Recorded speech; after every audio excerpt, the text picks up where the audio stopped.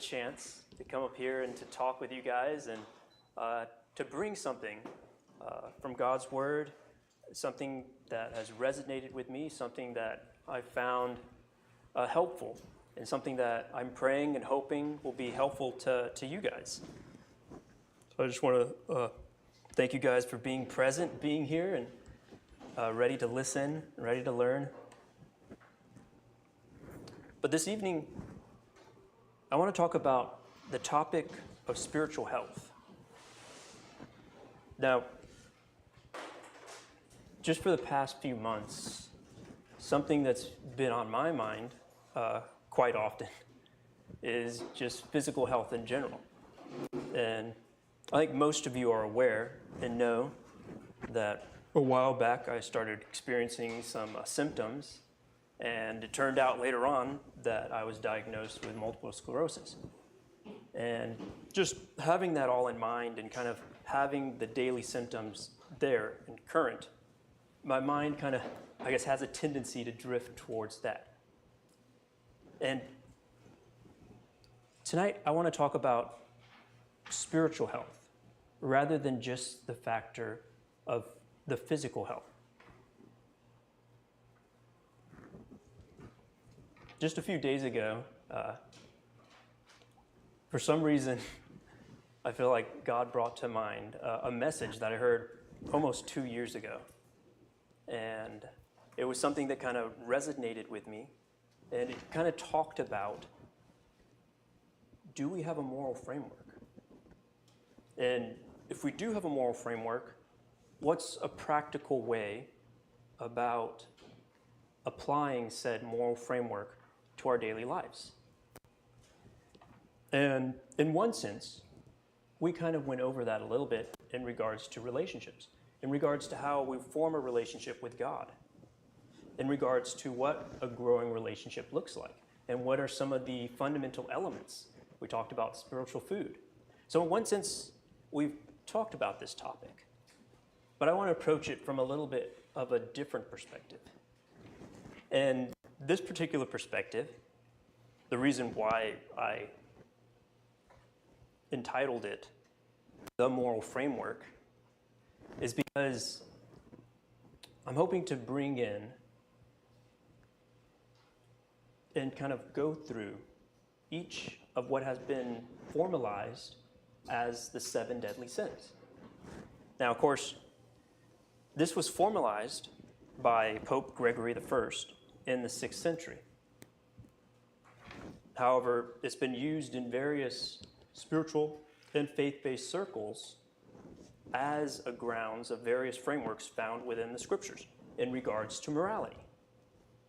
So it's interesting to see how at the center, at the very bottom, if you could imagine with me, and I guess one individual who captures this pictorially, who captures this with imagery and with a very interesting narrative, if you get the chance, perhaps look into it, Dante's Inferno. But Dante, he has this imagery of this mountain. And looking on the inside of this mountain, you have sojourners or pilgrims of sorts that are making their way through the various levels of this place of punishment, this place of purging, you could say. Now, it's kind of interesting that at the center of this circle, or at the center of this mountain, in a circular type circular type platform, you have Satan. And he's at the very bottom there, and he's chained up, and he's flapping his wings, attempting to rise from that area deep inside the mountain. Now, for those who are familiar perhaps with the 7 deadly sins, which is considered the most grievous and the most insidious of the 7 sins?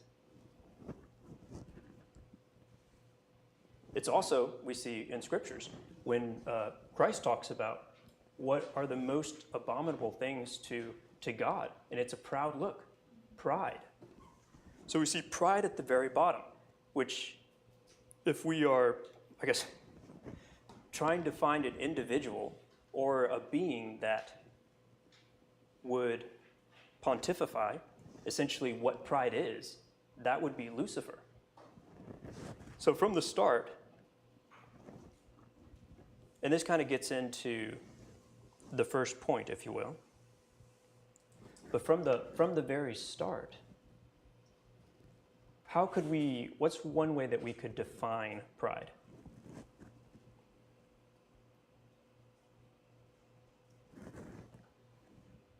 Well, if I wanted to put it in one sentence, and I've heard various different definitions for pride, and most of them are much better than the one I have here, but I based this one off of some of their ideas.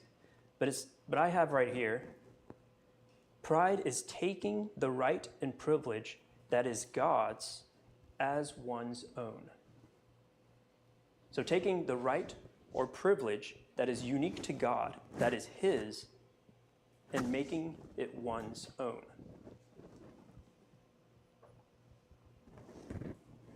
So Satan as being a prime example of this, what did he do?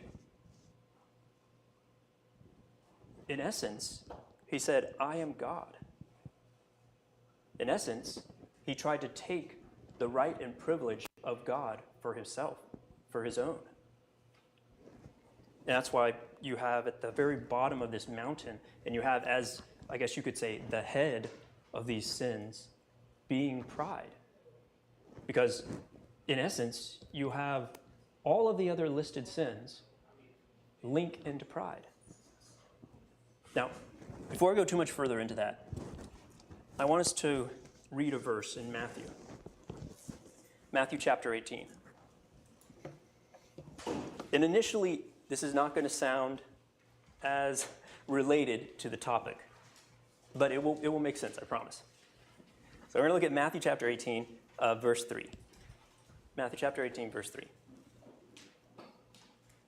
And of course, as probably most of you have red letter Bibles for when Christ is speaking, we see here that Jesus, the Christ himself, is speaking and said, Verily I say unto you, Except ye be converted and become as little children, ye shall not enter into the kingdom of heaven. What a pretty definitive, but also kind of a puzzling statement. Let's read it again.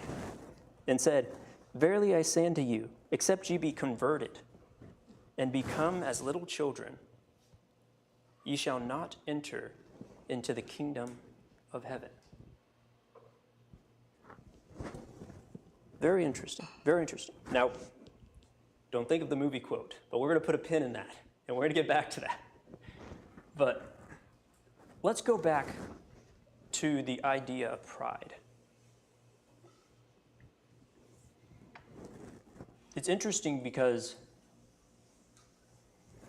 all sin, what does it do? It separates. It's interesting, let's go all the way back to Genesis. And we see in Genesis chapter 3, what takes place? What we commonly understand to be the fall of mankind. And what happened there?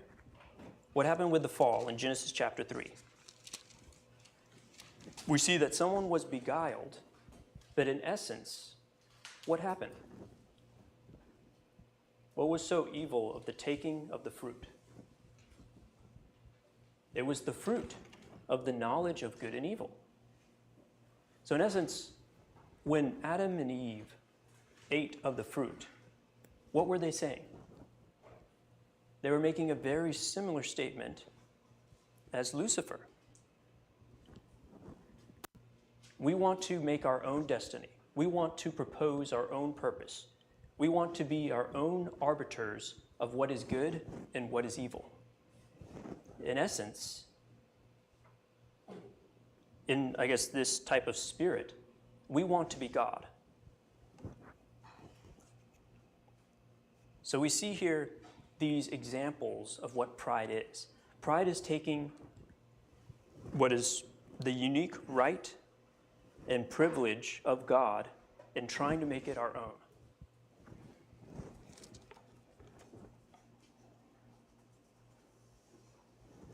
Now, a few things that I guess you could say are consequential of pride. The first primary thing that's very consequential of pride is that we see this here in Genesis. What happened when they ate of the fruit? And after there was the conversation with God, what does Genesis talk about? It talks about that sin entered into the world. And by sin, what? Death. Now, what is death? At its most fundamental idea.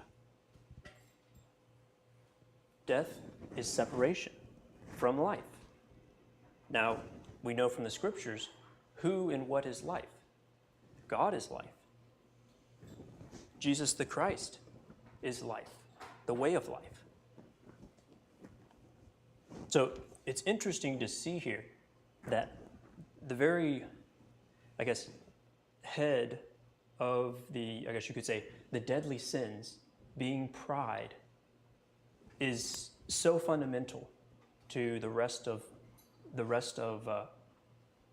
you could say, mankind's practical steps.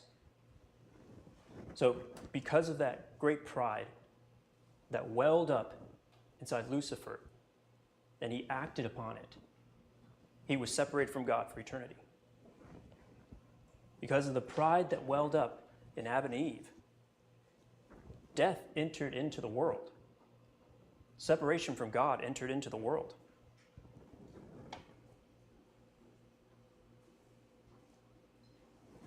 Now, it's kind of interesting,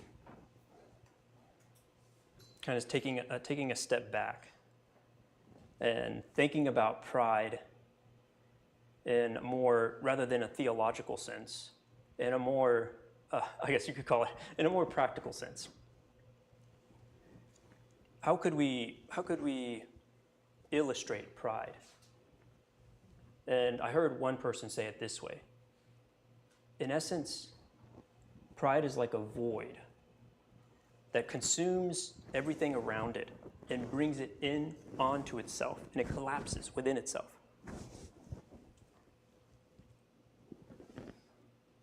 So you could almost picture the relative notion of like a black hole.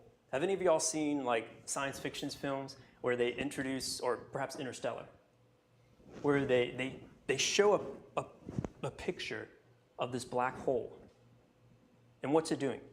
It's sucking everything inside it, even to the point of the light that's produced from our sun. Pride, in a practical sense, manifested in people's lives, is like that void.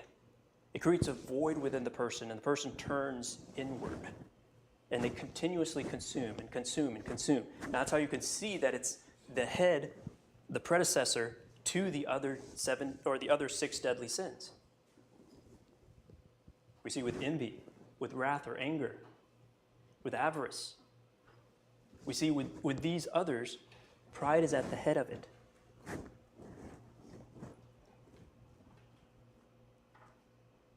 Now, what's kind of interesting with this is, with at least the concept of a black hole, is it becomes so dense and so small that it creates a void within itself that just, for some reason, it can't be filled. It will just continuously collapse in on itself. And for me, that made a lot of sense. It resonated with me in regards to pride, in regards to this notion of how does pride manifest itself in our lives? And why is it so destructive? Why do we see throughout the Proverbs? We see in Proverbs that what? A haughty look comes before the fall, and destruction before pride.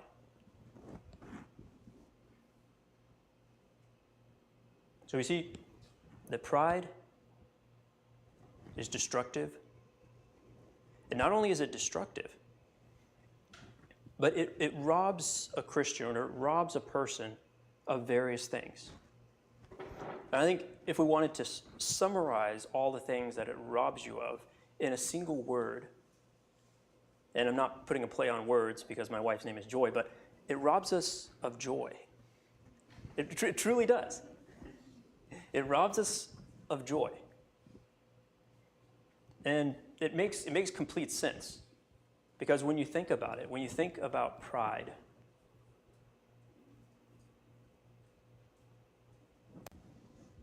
what does pride do? At its foundation, we agree, or I presented the definition, that pride tries to take the place in the rights, the privileges of what is God's, and it makes it your own.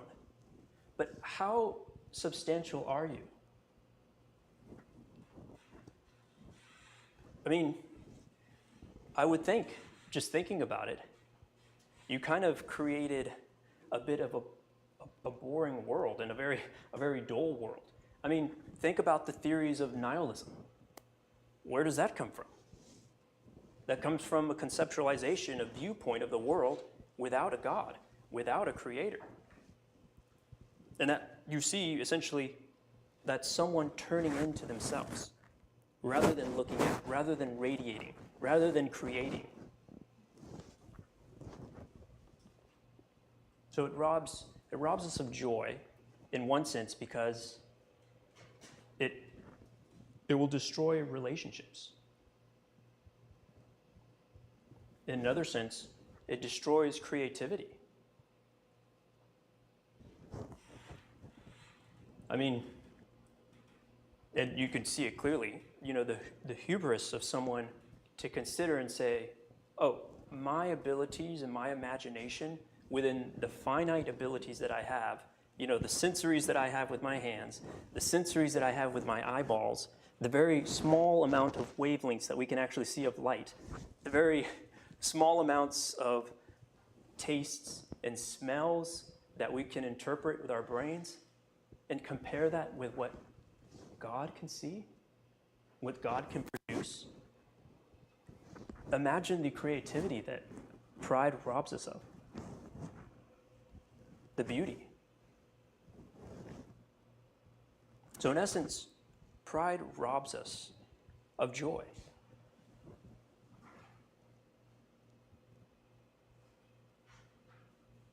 Now, what's the antidote? What's the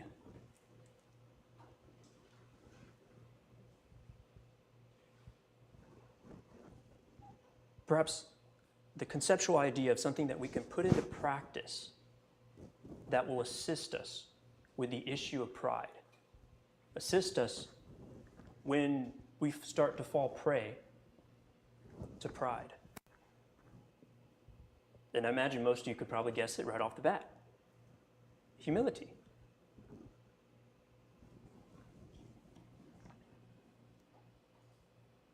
Now, before we move on to humility,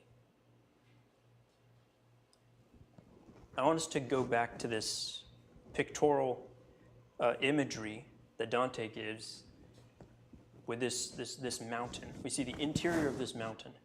And at the bottom, we see Satan. And he's chained up. And you can look up the imagery later, but I'll try to describe it for you here, at least in part, this portion. We see Satan, he's chained up, he's flapping his wings, and is fire all around him? In the imagery, in the picture, it's actually, he's frozen. There's ice beneath him. It's cold. And it's interesting because pride does that to you. It makes you cold. You're not empathetic when you're full of pride. So those around you feel the cold. Sometimes they become cold. But I just think it's such a powerful imagery to see that. We see this, and it keeps you in place. It keeps you bound. You become your own trap. You become a captive of yourself. Now, the antidote, the key, what sets you free of pride as a virtue would be humility. Now, walking through it kind of as we did with pride, we may ask the question, well, what is humility? How should we perhaps start thinking about or trying to define humility? Well, one thing that I wrote down here,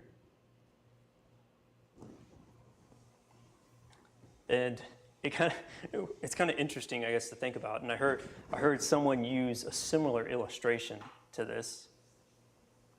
Of course, they were drawing from Dante's imagery of this. But have you ever heard the phrase "down to earth"? Like, that person is down to earth. And it kind of carries the idea that that person is genuine. They're real. They're not putting on some pretense. They don't have multiple masks on. They're truthful. And I think that's kind of interesting because in this picture of this place, where these individuals, these sinners, are being punished for these particular sins, what you see in this level are men that have these huge rocks on their backs. And they're bent down like this, kind of close to the ground. And they're moving upwards, trying to go up the mountain. Now, why are they bent over like that? Why would that be their punishment? For those that fall prey to pride as a sin, why would that be their punishment? What we see is it's bringing them low, close to the ground. And the concept there, the idea is that one becomes, I don't want to use the word grounded because it has a different connotation, but the idea is you see the truth. You see the material reality. So for them, they have to be exposed to the material reality of their situation. I was wrong. I'm not God. I can't make up my own purpose. There is a creator and a designer, and one who assigns roles, and one who assigns positions, and one who makes the moral framework for how the world works. They get hit with reality, so to say. So that's why their punishment is to try to walk up this hill with this great big boulder on their back, because it's pushing them down to what? The ground, the reality of the situation. Now, to make it more practical for us, in our everyday walk, when we get puffed up or we get full of pride and we kind of, for some, I guess, we need a reality check. We need to see again the spiritual truths that underline the very reality that we experience. The very truths that are the rock, the solid rock. They're not the sand. They're the solid rock that we can build our lives upon. We need to be reminded of those. So in our everyday life, I guess an example of kind of embodying this humility as a practice or as a discipline, in one sense, is taking the high road. So purposely going out of your way to not self-degradate, not to think low of oneself, not to, how could I say it? Think less of oneself, but to try to lift up another. To, let's say, I guess a practical example would be, we have the idea in scriptures, the last shall be first and the first shall be last. So the idea of, oh, I'm not just led by my desires and all the things that I want, and that's what's going to drive me to try to be first in the line at Mills, or that's what's going to drive me to try to look a certain way or to acquire a certain item. But as a discipline, to almost do the opposite. Say, how can I will the best of that person? And it's interesting because when you think of humility conceptually, how would we could use the analogy of letting go. So if pride is analogous of like a black hole, and it's consuming and it's bringing everything in, then humility is the opposite of that. So humility then is surrendering. Surrendering to reality. Surrendering to the one who wants to lead our lives, the one who has a purpose for us, the one who wants what's best for us, surrendering to that. And what might that surrender look like?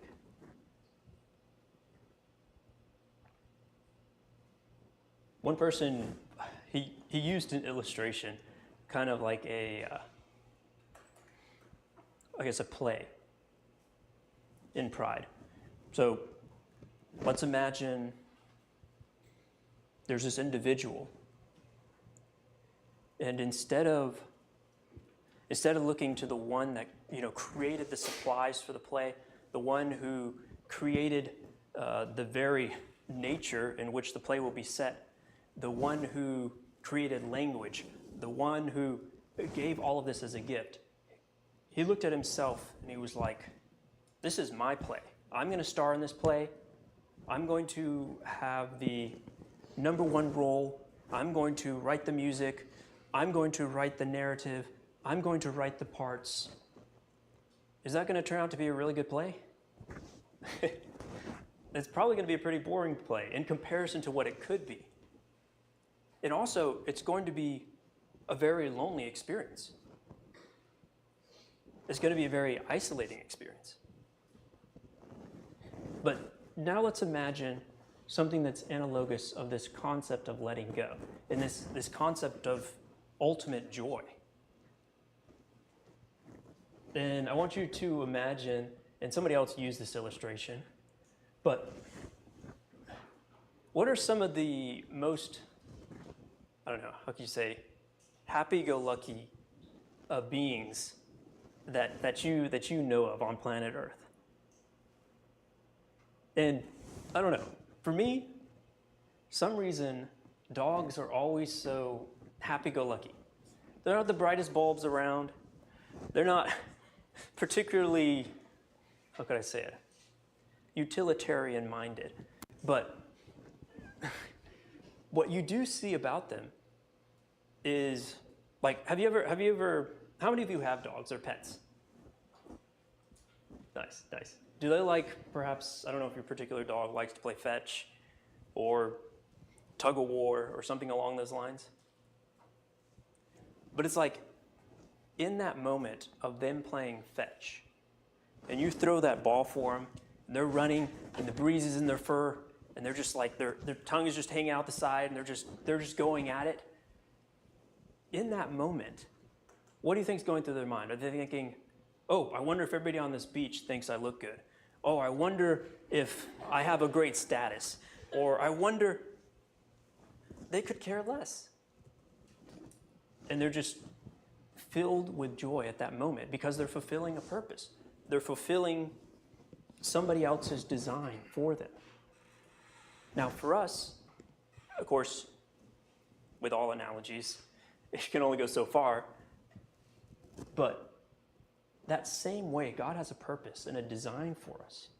And if we just surrender to it, kind of in the same way of, like, you know, a golden retriever chases after a frisbee or a tennis ball, there's so much joy to be had there.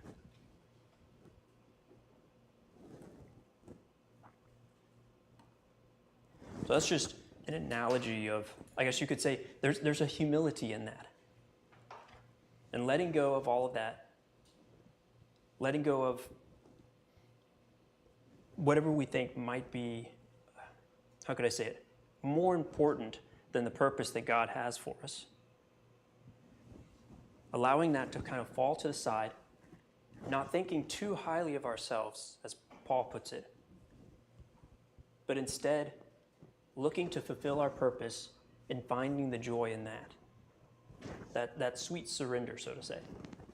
And that right there is the antidote to pride, to this destructive, to this isolating, to this freezing, to this very self-capturing issue of pride.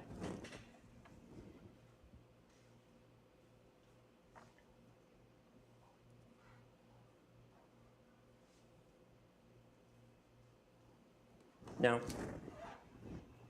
just thinking about, you know, our own lives and thinking about, I guess, the reason I entitled this message, the moral framework.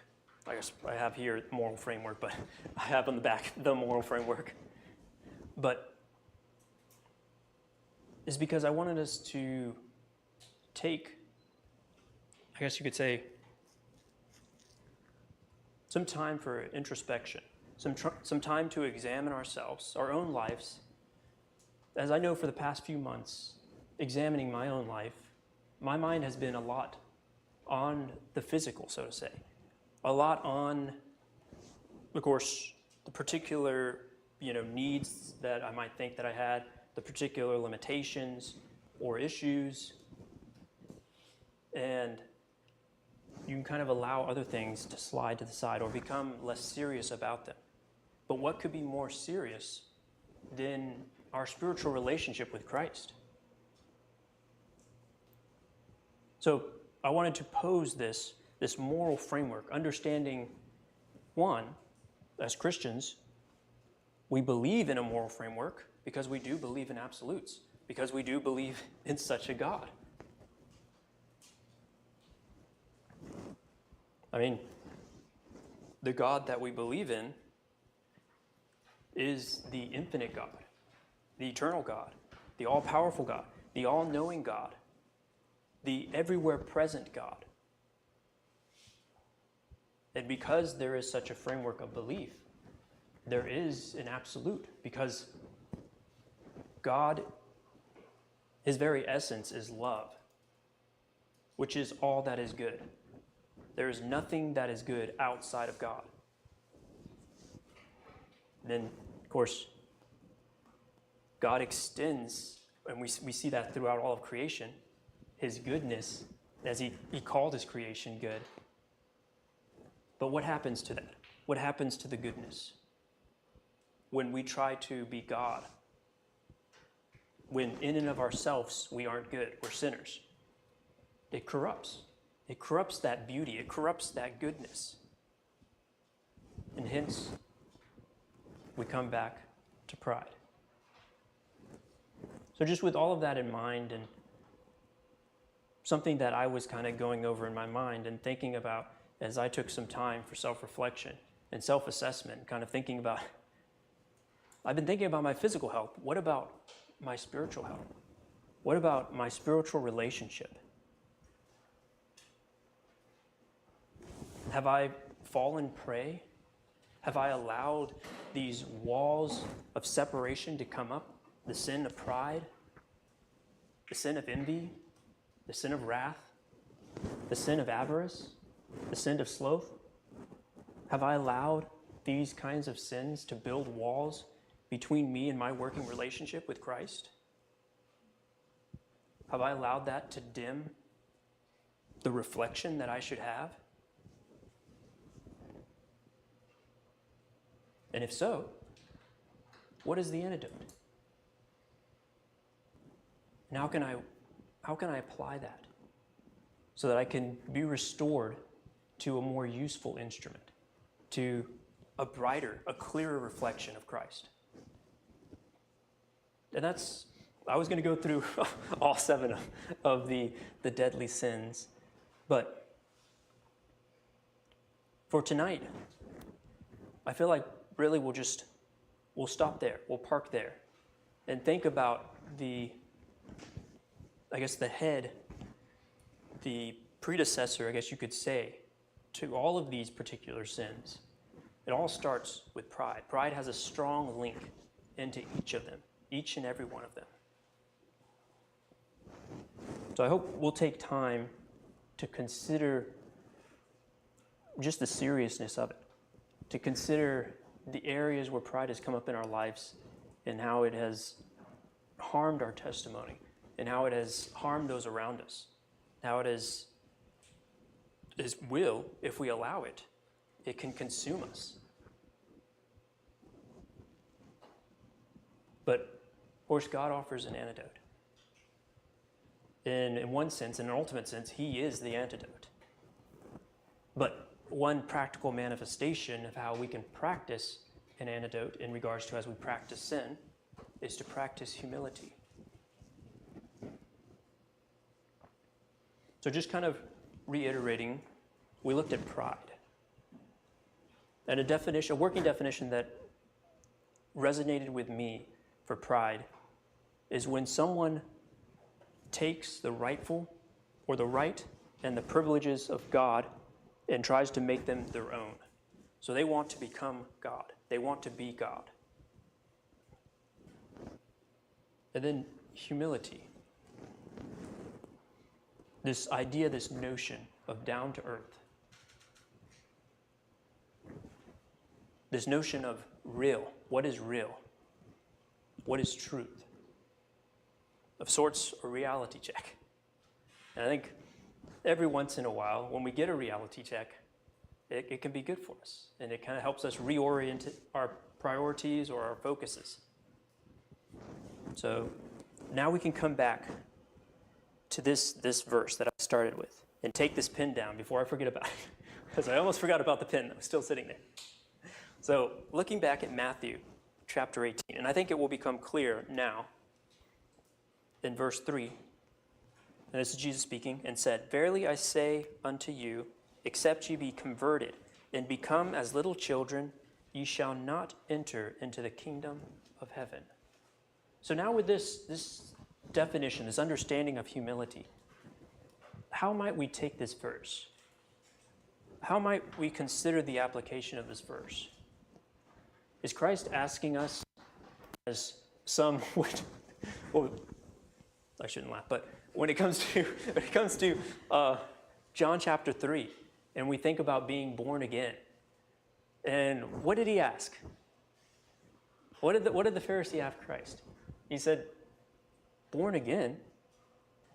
Am I to enter back into my mother's womb and to come out again as another child?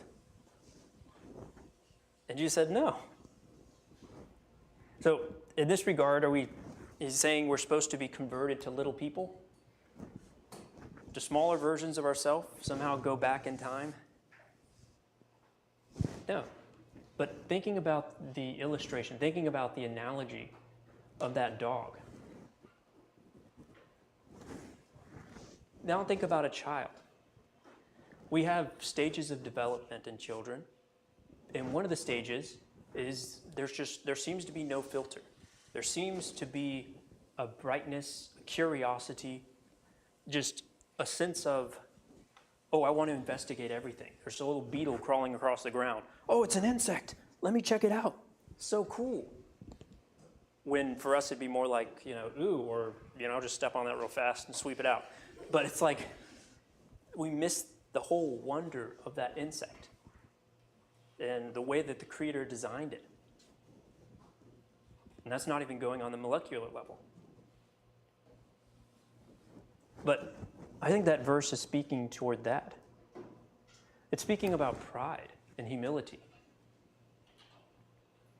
So verily I say unto you, except ye become converted and become as little children, to be humble, to be full of God's wonder, to be surrendered, ye shall not enter into the kingdom of heaven. So, with that thought, let's go to Lord in prayer. Dear Heavenly Father, I just want to thank you, Lord, for your word. I want to thank you for just who you are. I want to thank you for the reminders that you give us and just for the way that you guide us along the way. I pray for myself, Lord, that I would truly be humble, Lord, that I would surrender to you, to your purpose, to your will. I would be real. I would be genuine. I would be grounded. And I would grasp onto not the fruit of the tree of the knowledge of good and evil, not trying to be my own arbiter, not trying to be my own God, but I would surrender that to you. And I pray that is the heart and the mind of all of these individuals present here this evening. I pray this in Jesus' name. Amen.